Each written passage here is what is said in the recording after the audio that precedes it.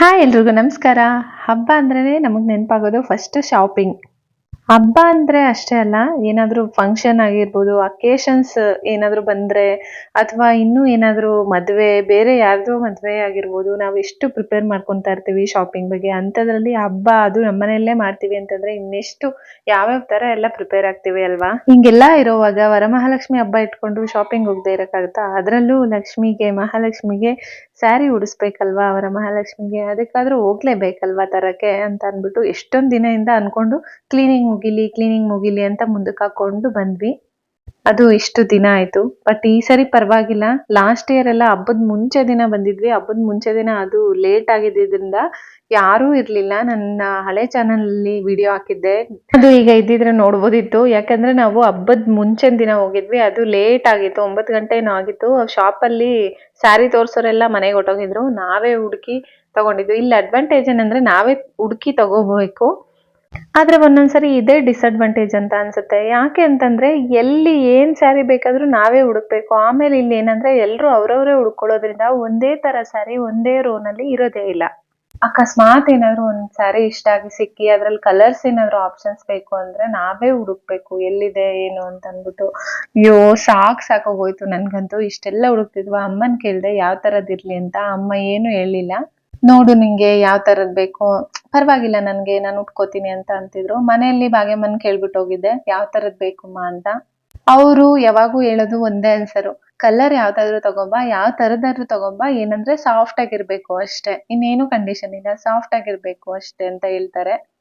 ಈ ಅಮ್ಮ ಒಂದೊಂದ್ಸರಿ ಕಲರ್ಸ್ ಹೇಳ್ತಿದ್ರು. ನಾನು ತುಮಕೂರಿಂದ ತರ್ಬೇಕಾದ್ರೆ ಈ ಕಲರೇ ಬೇಕು, ಇದೇ ಬಾರ್ಡರು, ಅಂದ್ರೆ ಬಾರ್ಡರ್ ಈ ಕಲರ್ ಇರ್ಬೇಕು, ಸ್ಯಾರಿ ಪೂರ್ತಿ ಇದೇ ಕಲರ್ ಇರ್ಬೇಕು ಅಂತ ಹೇಳ್ತಿದ್ರು. ಅವಾಗ ನಾನು ಒಂದ್ಸರಿ ಅಂತೂ 2 ಇಯರ್ಸ್ ಬ್ಯಾಕ್ ಅನ್ಸುತ್ತೆ, ಎಲ್ಲ ಎಷ್ಟು ಶಾಪ್ ಇದೆ ಅಷ್ಟು ಶಾಪಲ್ಲೂ ಹುಡುಕಿದ್ದೆ ಅಮ್ಮಂಗೆ ಯಾವ್ದೋ ಒಂದು ಕಾಂಬಿನೇಷನ್ ಬೇಕು ಅಂತ ಅಂದ್ಬಿಟ್ಟು. ಕೊನೆಗೂ ಅದು ಒಂದು ಮುಂಚೆ ನೋಡಿ ಇಟ್ಟಿದ್ದೆ ಸ್ಯಾರಿ, ಅದು ಒಂದೇ ಕಾಂಬಿನೇಷನ್, ಅಮ್ಮ ಹೇಳಿದ ಕಾಂಬಿನೇಷನ್ ಅಲ್ಲಿ ಒಂದೇ ಒಂದ್ ಸ್ಯಾರಿನೇ ಇದ್ದಿದ್ದು. ಕೊನೆಗೆ ಅದೇ ಸ್ಯಾರಿ ತಗೊಂಬಂದೆ. ಯಾಕಂದ್ರೆ ಇನ್ನೂ ಬೆಟರ್ ಇರುತ್ತೇನೋ ಅಂತ ಅಂದ್ಬಿಟ್ಟು ನಾನು ಎಲ್ಲಾ ಶಾಪಲ್ಲೂ ಹುಡುಕಿ ಸಾಕಾಗಿ ಮತ್ತೆ ಹೋಗಿ ಅವ್ರಿಗೆ ಹೋಗಿದ್ದೆ ಇದನ್ನ ಇಟ್ಟಿರಿ ಅಂತ ಅಂದ್ಬಿಟ್ಟು. ಅದಕ್ಕೆ ಇಟ್ಟಿದ್ರು. ಯಾಕಂದ್ರೆ ನನ್ಗೆ ಅಲ್ಲಿ ಇನ್ನೆರಡು ಸ್ಯಾರಿ ಇಷ್ಟ ಆಗಿತ್ತು.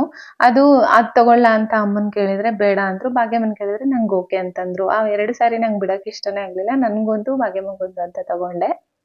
ಇನ್ನು ಶೈಲಮ್ಮ ಹೇಳಿದಿದ್ ಕಾಂಬಿನೇಷನ್ ಅಲ್ಲಿ ಅದೇ ಅಂಗಡಿನಲ್ಲೇ ಆಗಿದ್ರಿಂದ ಅವ್ರಿಗೆ ಹೆಂಗೂ ಗೊತ್ತಿದ್ರಲ್ವಾ ಅಂತ ಎತ್ತಿಡ್ಸ್ಬಿಟ್ಟು ಹೋಗಿದ್ದೆ. ಅದೇ ಸ್ಯಾರಿನೇ ತಗೊಂಡ್ ಬಂದೆ ಆಮೇಲೆ. ಅದು ಎಷ್ಟೆಲ್ಲ ಅಂಗಡಿ ಹುಡುಕಿದ್ದೆ ಅಂದ್ರೆ ಎಲ್ಲೆಲ್ಲ ಸೇಲ್ಗೆಲ್ಲ ಹಾಕಿದ್ರು. ಅಲ್ಲೆಲ್ಲ ಹೋಗಿ ನೋಡ್ದೆ, ಅಲ್ಲೆಲ್ಲ ಜಾಸ್ತಿ ಹಾಕಿರ್ತಾರೆ ಹಂಗೆ ಹಿಂಗೆ ಅಂತ ಅಂತಿದ್ರು. ಸಿಲ್ಕ್ ಸ್ಯಾರಿ ಸೇಲ್ ಇತ್ತು, ಅಲ್ಲೂ ಹೋಗಿ ನೋಡ್ದೆ. ಬಟ್ ಇವ್ರು ಹೇಳಿದ ಕಾಂಬಿನೇಷನ್ ಇವ್ರು ಹೇಳಿದ ತರ ಇರ್ಲಿಲ್ಲ. ಯಾಕಂದ್ರೆ ನಾನು ಹಬ್ಬ ಇನ್ನೊಂದ್ 2 ದಿನ ಇದ್ದಂಗೆ ಹೋಗಿದ್ದು. ಬಟ್ ನಂಗೆ ಸಿಗ್ಲಿಲ್ಲ ಆ ಕಾಂಬಿನೇಷನ್. ಅದಕ್ಕೆ ಅಮ್ಮಂಗೆ ಹೇಳ್ತಿದ್ದೆ, ಲಾಸ್ಟ್ ಇಯರ್ ನೀವೇ ಬಂದಿದ್ರಿ, ಅದೇ ತರ ನೋಡ್ಬಿಟ್ಟು ತಗೊಂಡ್ರಿ ಅಲ್ವಾ, ಈ ಸರಿನೂ ನೀವೇ ನೋಡಿ ಅಂತ. ಬಟ್ ಅಮ್ಮ ಹೇಳ್ತಿದ್ರು, ಲಾಸ್ಟ್ ಇಯರ್ ನಾನೆಲ್ಲಿ ನೋಡ್ದೆ ಅಷ್ಟೇ, ಬಟ್ ನೀನೇ ಅಲ್ವಾ ಸೆಲೆಕ್ಟ್ ಮಾಡಿದ್ದು, ಇವಾಗೂ ನೀನೇ ಸೆಲೆಕ್ಟ್ ಮಾಡು ಅಂತ ಹೇಳ್ಬಿಟ್ಟು ನನ್ಗೆ ಬಿಟ್ರು.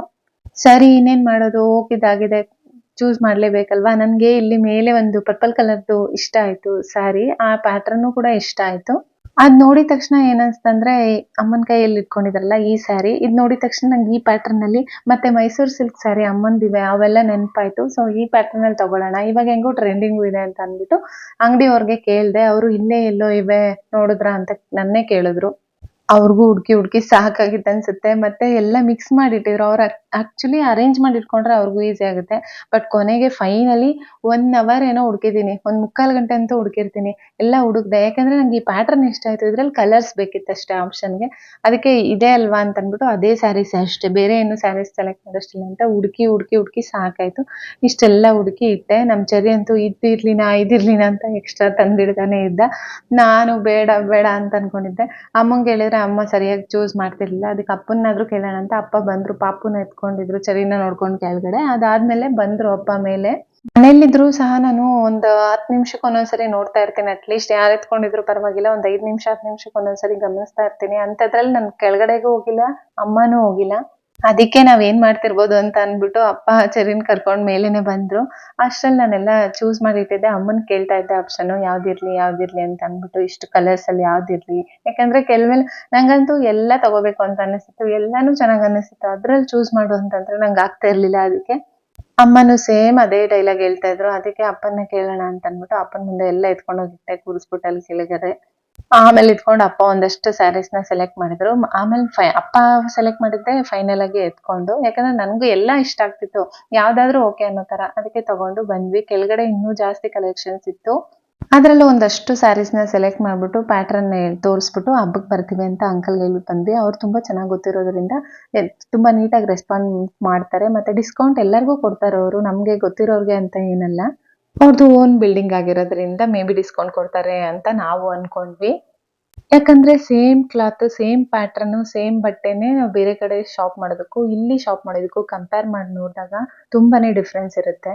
ಸ್ಯಾರಿ ಶಾಪಿಂಗ್ ಮುಗಿದ್ರೆ ಆಲ್ಮೋಸ್ಟ್ ಎಲ್ಲ ಮುಗ್ದಂಗೆ ಅಲ್ವಾ ಅಂತ ಅಂದ್ಬಿಟ್ಟು ಅಲ್ಲಿಂದ ಹೊರಟ್ವಿ. ಮಧ್ಯಾಹ್ನ ನಾವು ಬೇಗ ಹೊರಟಿದ್ವಿ, ಊಟ ಮಾಡ್ಕೊಂಡು ಹೋಗಿರ್ಲಿಲ್ಲ. ಅದಕ್ಕೆ ಊಟಕ್ಕೆ ಅಂತ ಹೋದ್ರೆ ಅಲ್ಲಿ ಕಾರ್ ಪಾರ್ಕಿಂಗ್ ಮಾಡಿರೋ ಹತ್ರ ಒಂದು ದೇವಸ್ಥಾನ ಇತ್ತು. ಅದ್ರಲ್ಲಿ ಗೇಟ್ ಮೇಲೆ ಹರಿಹರ ಸ್ವಾಮಿ ಅಂತ ಇತ್ತು. ಅದನ್ನ ನೋಡಿದ ತಕ್ಷಣ ನಂಗೇನೋ ಖುಷಿ ಆಯ್ತು.